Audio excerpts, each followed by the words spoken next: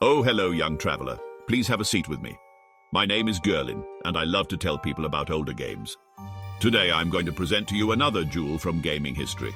And history is a crucial word here, as we'll be talking about none other than the first Age of Empires, a real-time strategy title from 1997. Age of Empires is set in the ancient world, from the Stone Age to the Iron Age. It features 12 civilizations based on 4 historical cultures, such as the Egyptians, the Greeks, the Babylonians, and the East Asians. Each civilization has its own unique units, buildings, technologies, and bonuses. There is also a campaign mode that follows the rise and fall of some of the most famous ancient empires. The game was praised for its historical theme and depth, which was rare for real-time strategy games at the time, even though the developers were not aiming for a complete accuracy, instead striving for a nice balance of facts and entertaining value. Still, by playing Age of Empires, you can learn a bit about these civilizations and their achievements. And probably many young players were quite inspired by these themes as well, which would incite them to seek out even more about the subject. Teaching through entertainment, indeed. The core of the gameplay is to build your own empire from the ground up. You start with a small group of Stone Age villagers and a town center, and you have to gather resources, construct buildings, research technologies, and train military units. As you progress through the game, you can advance through 4 historical ages: the Stone Age, the Tool Age, the Bronze Age, and the Iron Age. Each age unlocks new buildings, units, and technologies, but also requires more resources and time to reach. Advancing through the ages gives you an edge over your enemies, as you can access more powerful units and upgrades. Of course, those enemies would not sit idly by while you advance through the ages. They would try to attack you, defend themselves, and advance as well. You would have to balance your economy, your military, and your strategy to survive and conquer. You could play against the computer or against other players. The game was developed by Ensemble Studios, an American video game developer that was founded in 1994. During its life, the studio created several popular strategy games: the Age of Empires series, Age of Mythology, and also Halo Wars, which was their last title before the studio was shut down in 2009.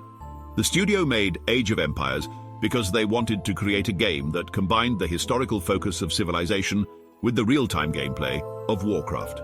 Another goal was to make a title that appealed to a wide audience and had a lot of replay value, in which they definitely succeeded.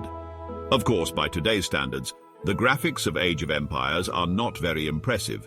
The sprites are low resolution and pixelated, the animations are choppy and limited, and the visual style can be a bit simplistic, especially compared to its successor. However, the game still has its charm and nostalgia, even more so for those who grew up playing it.